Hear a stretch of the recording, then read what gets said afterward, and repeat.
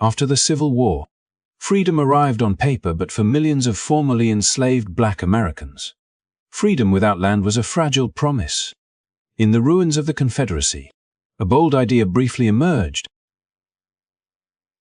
land redistribution. The phrase 40 acres and a mule came to symbolize hope, a chance to finally work one's own soil, feed one's family, and build a future independent of former masters. For a short moment, that hope felt real. Across the South, Black families settled abandoned plantations, planting crops, building homes, and imagining a life rooted in ownership rather than survival. Land meant more than property. It meant safety, dignity, and generational security. But that moment did not last. Political pressure, legal reversals, and shifting priorities in Washington quickly erased those gains. The land was taken back, often quietly, often legally, and almost always returned to white hands. What followed was not a single event, but a long process, one that reshaped American wealth, power, and inequality for generations. This story is not only about the past, it explains why land ownership, opportunity, and economic security remain so uneven today. It reveals how promises made at the end of slavery were undone, and how those broken promises still echo through modern America. In this video, we will uncover how land was briefly given, systematically taken away, and what that loss truly meant for Black families trying to build a future from nothing. The facts may surprise you, and the consequences are far-reaching. If you value clear, well-researched stories that uncover the hidden layers of history, take a moment to like this video, subscribe to the channel, and turn on notifications so you do not miss what comes next. Now, let us begin at the moment when freedom seemed within reach, and land held the promise of a new life. When the promise of land was quietly taken away after the Civil War, the loss did not always arrive with soldiers or open confrontation. Instead, it unfolded through paperwork, courtrooms, and rules written in language that appeared neutral but rarely were.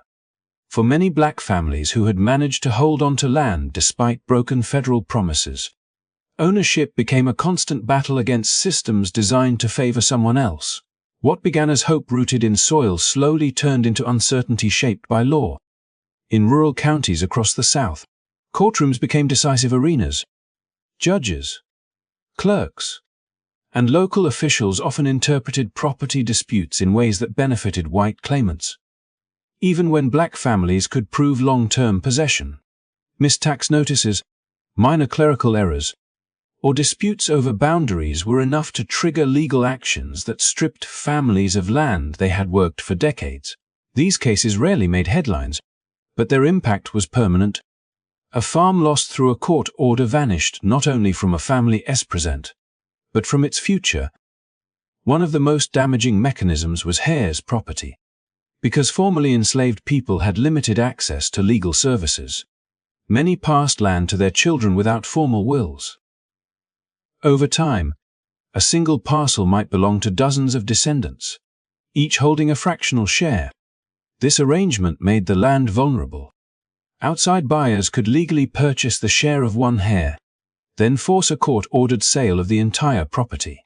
Families who had lived on the land for generations were suddenly faced with auctions they could not afford to stop, watching their heritage sold to the highest bidder. As Black communities slowly expanded into towns and cities, land loss followed them there as well. Through eminent domain, governments seized property for highways, schools, and redevelopment projects labeled as serving the public interest. In practice, Black neighborhoods were far more likely to be targeted, especially when the land sat near growing commercial districts. Homes, churches, and businesses were demolished. Compensation was often inadequate, and relocation fractured communities that had taken decades to build. Contracts and taxes added another layer of pressure. Black landowners frequently faced harsher enforcement, higher penalties, and fewer chances to renegotiate debt. A delayed payment or disputed contract could escalate quickly, leading to foreclosure where white landowners might have been granted leniency. Over time, these unequal practices created a steady drain, one property at a time, rarely dramatic enough to draw national attention, yet devastating in their cumulative effect. What ties these stories together is continuity.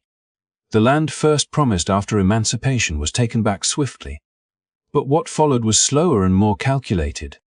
Each court ruling, tax bill, and legal technicality carried forward the same outcome, ensuring that land remained concentrated in familiar hands. For black families, ownership became fragile, conditional, and constantly under threat, despite generations of labor and attachment to the land. This process reshaped American landscapes in ways that are still visible today. Fields once cultivated by black farmers, neighborhoods once filled with small businesses and community life, quietly changed ownership. The loss was not only economic, it was the erosion of stability, political voice, and the chance to pass something lasting to the next generation. In understanding how this happened, the story moves beyond individual injustice and reveals a system that transformed broken promises into enduring inequality. As legal pressure and bureaucratic traps tightened around black landowners, another force operated alongside the courts, far less formal yet equally decisive. Where documents and judges could not finish the work, fear often did. Across the late 19th and early 20th centuries, violence became a tool that reshaped ownership just as effectively as any statute, pushing families from their land without contracts, hearings, or compensation. It fit seamlessly into the larger pattern already unfolding, reinforcing losses that law alone had begun. In many rural communities, land represented independence, and independence was seen as a threat. Black farmers who owned productive acreage challenged the old hierarchy simply by existing outside it. Rumors, accusations, or minor disputes could escalate quickly, especially in places where local authorities either looked away or actively sided with those who sought to remove black families. When groups gathered at night, the message was rarely ambiguous: leave, or risk everything. Families fled with little more than what they could carry. Abandoning homes, livestock, and crops that had taken years to build. This dynamic was not confined to isolated farms. Entire communities were targeted when economic success became visible. In 1919, in Elaine, Arkansas, black sharecroppers organizing for fair treatment were met with overwhelming force. What followed was a wave of violence that left large numbers dead and survivors displaced, their land absorbed by others once they were gone. Official narratives minimized what happened, but the outcome was unmistakable. Land changed hands, and those who had worked it disappeared from the records. 2 years later, in Tulsa, Oklahoma, the Greenwood District stood as a symbol of black prosperity. Businesses, homes, and institutions filled the neighborhood, built on land owned by the people who lived there. When violence erupted in 1921, it unfolded on a scale that shocked even contemporaries. Buildings were destroyed, families were driven out, and ownership was erased in the chaos that followed. Insurance claims were denied, rebuilding was obstructed, and land once held collectively slipped away through legal and financial pressure after the destruction had done its work. What makes these events part of a single story is not only the violence itself, but what came after. Displacement created opportunity for others. Once families were gone, deeds could be challenged, taxes went unabated, and courts processed transfers with little resistance. Violence cleared the path, while legal mechanisms formalized the outcome. Together, they ensured that land loss appeared orderly in archives, even when it began in terror. The psychological impact lingered long after the physical damage faded. Stories traveled faster than people. Families in neighboring counties heard what had happened and adjusted their behavior accordingly. Some sold land preemptively at low prices, believing it safer to leave on their own terms. Others avoided asserting their rights, reluctant to draw attention that might invite retaliation. Over time, this quiet retreat reduced black land ownership without the need for repeated outbreaks of violence. This pattern reinforced what the courts and contracts had already established. Ownership existed, but only conditionally, dependent on remaining invisible, compliant, and isolated.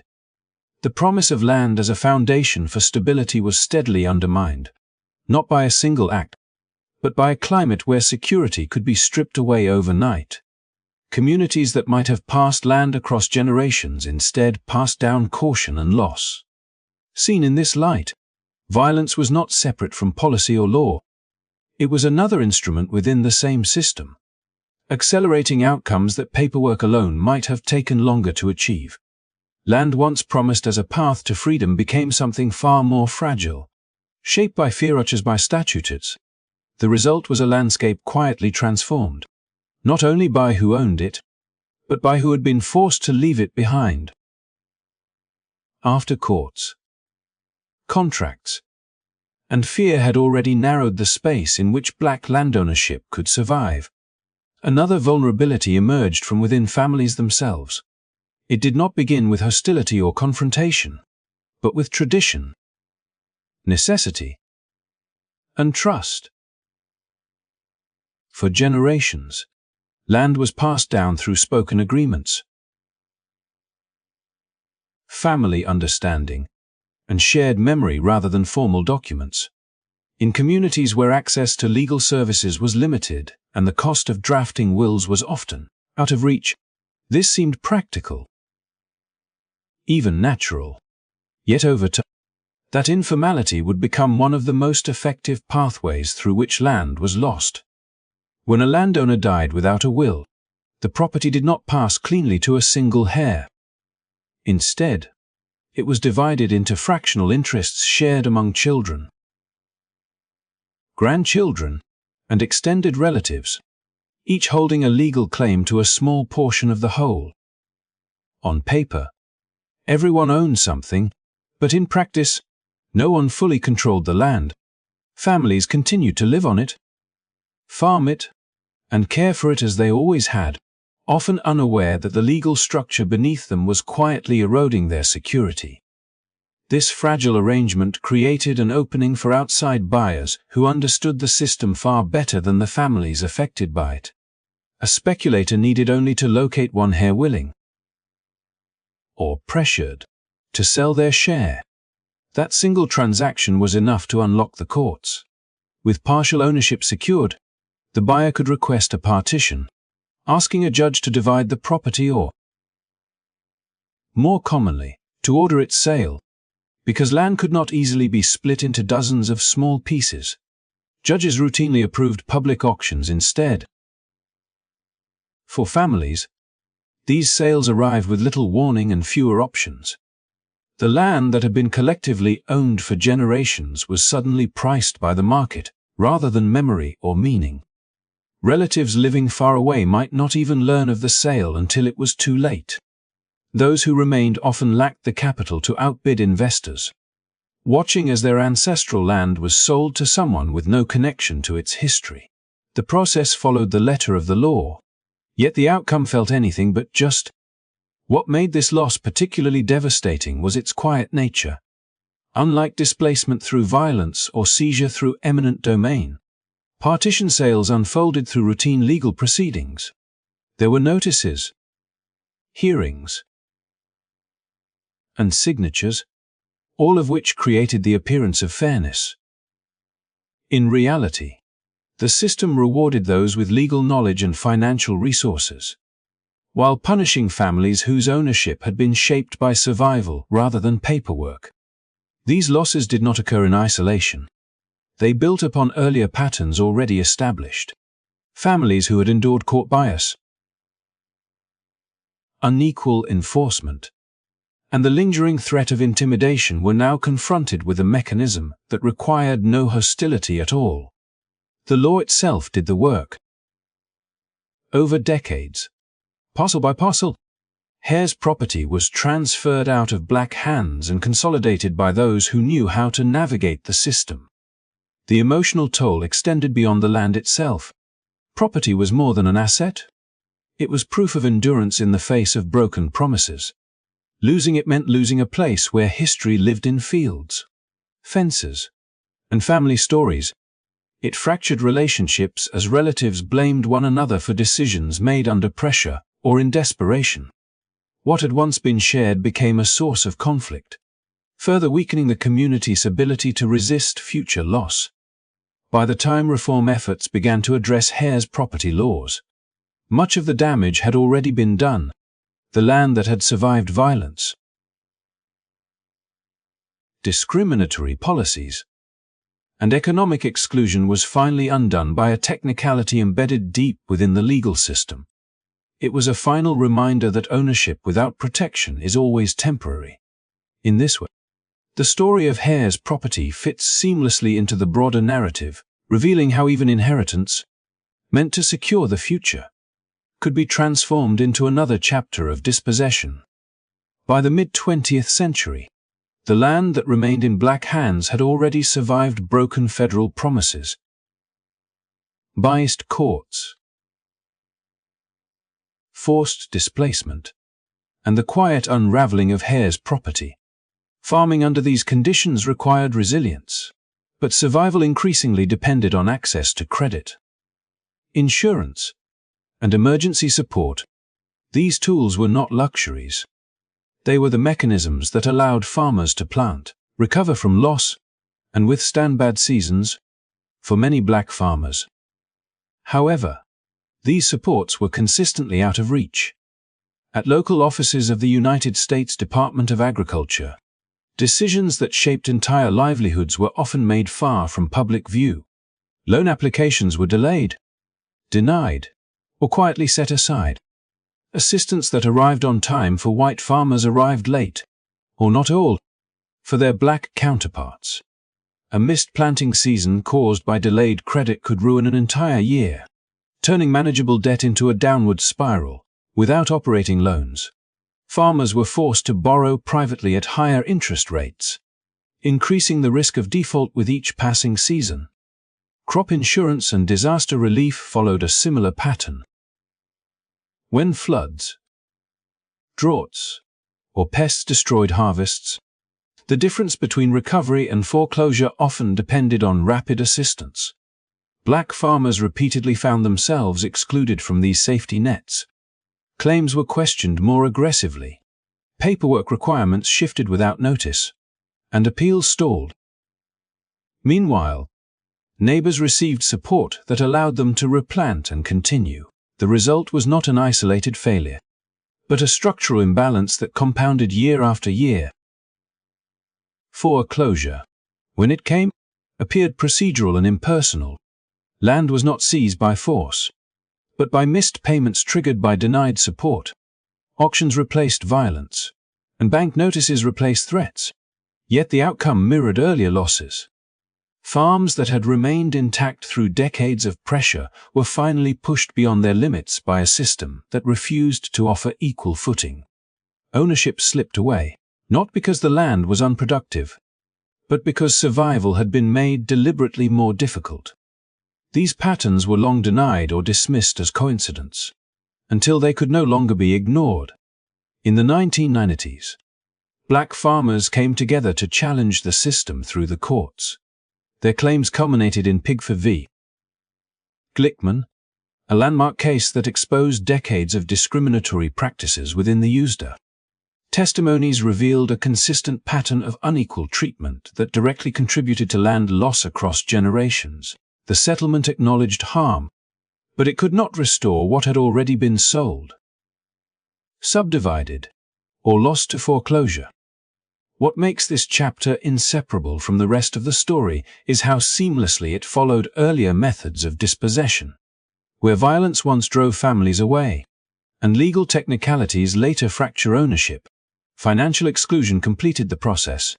The system no longer needed intimidation or overt hostility.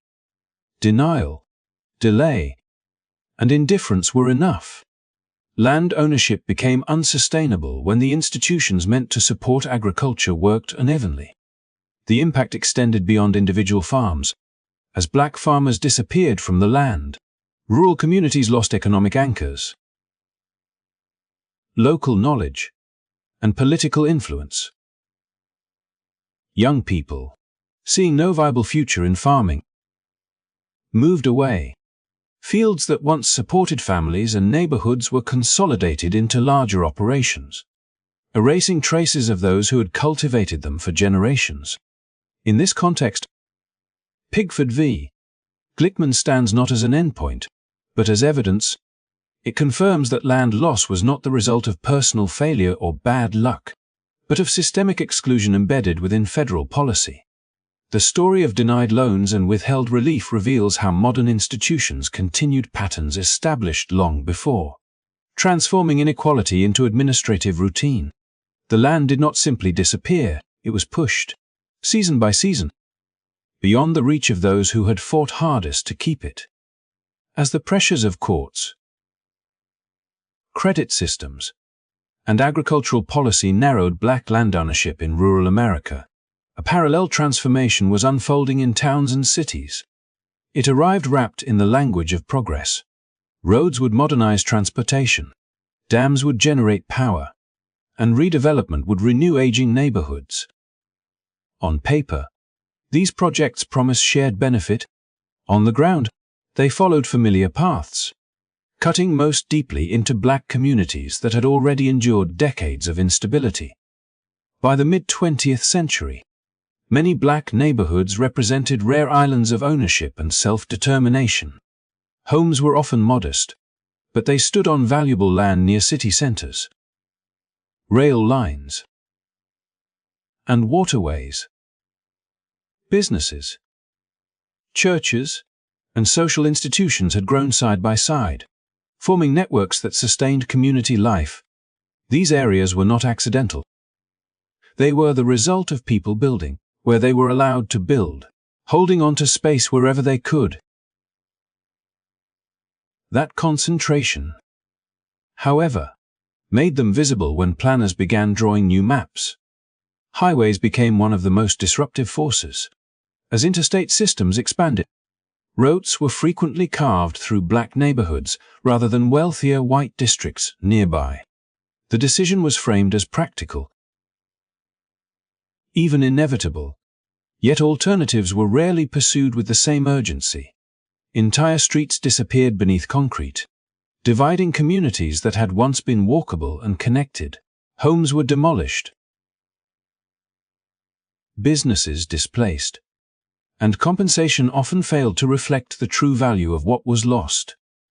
Even when payment was offered, it could not replace the stability of ownership or the social fabric built over generations. Dams and large infrastructure projects followed similar patterns, particularly in rural and semi-rural areas where black landowners had managed to hold onto property despite mounting obstacles. Valleys were flooded, towns relocated, and farmland submerged in the name of energy production or flood control. Decisions were made far from those affected, and resistance carried little weight. Families watched ancestral land vanish beneath reservoirs, their histories erased in the process. What survived the courts and credit systems was now claimed by the state itself. Urban redevelopment carried the most subtle consequences. Under programs designed to eliminate so-called blight, city governments targeted neighborhoods labeled as declining or under-used. These labels rarely captured the reality on the ground. Many of these areas were economically active,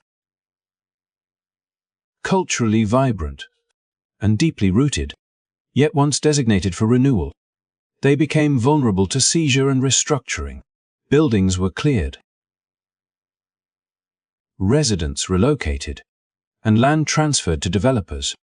Promises of return or revitalization often went unfulfilled, leaving former residents scattered while new projects rose on land they once owned. What tied these projects together was not only their impact, But their timing, they arrived when black land ownership had already been weakened by generations of unequal treatment. Legal challenges were costly, organizing was difficult, and alternatives were limited. The machinery of progress moved forward with confidence, while those in its path were expected to adapt or disappear. Once again, loss appeared orderly, sanctioned by policy and justified by public interest. The aftermath reshaped cities and landscapes in lasting ways. Neighborhoods that once anchored black economic and social life were fractured or erased entirely. Property that could have been passed down became unavailable to future generations. Meanwhile, the benefits of development flowed elsewhere, reinforcing disparities that had been built over decades. What was framed as modernization often functioned as another transfer of value, shifting land from those with the least power to those with the most. Seen alongside earlier chapters of dispossession, these projects did not mark a break from the past, but a continuation, where violence once forced people out, and legal mechanisms later refined the process. Redevelopment completed it under the banner of improvement. The land was taken not because it lacked worth, but because it had gained it. In this way, progress itself became another chapter in the story, transforming survival into displacement and ensuring that the spaces black communities fought hardest to preserve were the ones most likely to be sacrificed. By the end of the 20th century, the cumulative result of every broken promise, every unequal policy, and every quiet transfer of ownership could be measured with a single, sobering figure. Between 1910 and 1997, black Americans lost an estimated 90% of the farmland they once owned. What appears at first as a statistic becomes far more revealing when placed alongside the stories that came before it. This loss was not sudden, nor was it accidental. It was the final outcome of a long sequence of pressures that worked together across generations. In 1910, black farmers held millions of acres across the South, much of it acquired through extraordinary effort in the face of limited resources and persistent exclusion. Land offered stability in an economy that denied fairness elsewhere. It allowed families to produce food, secure credit, and establish a measure of independence. Even under harsh conditions, ownership created possibilities, but the decades that followed steadily narrowed those possibilities, each era introducing new ways for land to slip away. As courts favored other claimants and legal structures fractured inheritance, families lost property one case at a time. When fear and displacement forced communities to abandon land, the losses accelerated without leaving formal records of coercion. Financial systems then tightened the margin for survival, denying support that could have sustained farms through difficult years. Later, development projects claimed land deemed valuable for growth, often in the very places where black ownership had endured the longest. None of these forces operated alone. Together, they formed a chain that pulled land steadily out of reach. Academic studies and government records reveal how this erosion translated into broader economic consequences. Farmland is not only a source of income, it is a foundation for wealth accumulation. It can be leveraged for loans, passed to children, or sold to finance education and opportunity. As land disappeared, so did these pathways. Families who might have built security across generations instead faced repeated resets, starting over with fewer assets each time. The wealth gap widened not through a single act, but through the absence of what had been taken. The decline in black farmland also reshaped rural America. As ownership concentrated, communities that once supported schools, local businesses, and civic life began to fade. Younger generations, seeing no future in agriculture, moved away, accelerating demographic and economic shifts. Fields that had been worked by the same families for decades changed hands, often becoming part of larger operations disconnected from local history. What vanished was not just acreage, but presence. By the time these patterns gained national attention, much of the land was already gone. Recognition arrived in the form of reports, lawsuits, and settlements, acknowledging discrimination and harm. Yet acknowledgement could not reverse the structural damage. The land had already been sold, flooded, paved, or consolidated. What remained was memory and the uneven landscape that followed. Understanding the 90% figure requires seeing it as a conclusion rather than a cause. It reflects the combined effect of laws that failed to protect, institutions that denied access, and policies that prioritized growth over community. It explains why disparities in wealth persist long after the policies that created them have faded from view. The land that once anchored independence became the missing piece in a larger economic puzzle. Placed at the end of this story, the statistic does not stand alone. It echoes every courtroom loss, every forced departure, every denied loan, and every neighborhood erased. It reminds us that land, once taken, reshapes not only who owns it, but who has the chance to build a future upon it. As this story reaches its conclusion, what becomes clear is that land loss did far more than remove property from black families.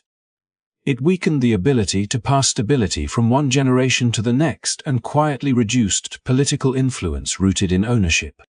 Land once provided leverage, a reason to vote, a reason to organize, and a foundation from which communities could demand fair treatment.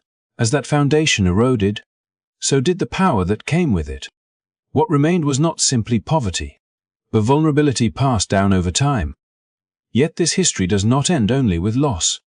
In recent decades, awareness has grown around how deeply these patterns shaped modern inequality, and that awareness has sparked new responses. Legal reforms have begun to address some of the mechanisms that enabled dispossession, particularly around heirs' property. Updated laws in several states now make forced petition sales more difficult, giving families stronger protections and greater notice before land can be sold. These changes cannot recover what is already gone, but they offer a measure of security for what remains. Land trusts have also emerged as a tool of preservation and renewal. By placing land into collective stewardship, communities aim to protect it from speculation while ensuring long-term access for housing, farming, and local development. In rural areas, cooperative farming models are helping new generations reconnect with land that once seemed permanently out of reach. In cities, community land trusts seek to prevent displacement by keeping neighborhoods affordable and rooted in the people who live there. Alongside these efforts, broader conversations about reparations have moved from the margins toward public debate. These discussions are complex and often contentious, but they share a common recognition. Wealth gaps did not emerge by chance. They were shaped by policy, law, and deliberate choices over time. Addressing them requires more than symbolic gestures. It requires acknowledging how land, once taken, altered every opportunity that followed. What ties these responses together is an understanding of land not merely as property, but as possibility. Ownership creates options, resilience, and voice. Its absence creates limits that compound across generations. While no single reform can undo a century of loss, each step challenges the idea that the past is settled and beyond repair. This story has traced a long arc, from promises made at the end of slavery to the systems that quietly unraveled them. It shows how land was given, taken, fragmented, denied support, and repurposed, until very little remained. But it also shows that history is not static. The same laws and institutions that once enabled loss can, when challenged, become tools for protection and restoration. Thank you for taking the time to listen and engage with this story. If you found this exploration meaningful and believe these histories deserve careful attention, please like this video, subscribe to the channel, and turn on notifications. Your support helps keep these conversations going and ensures that stories often left out of the spotlight continue to be told.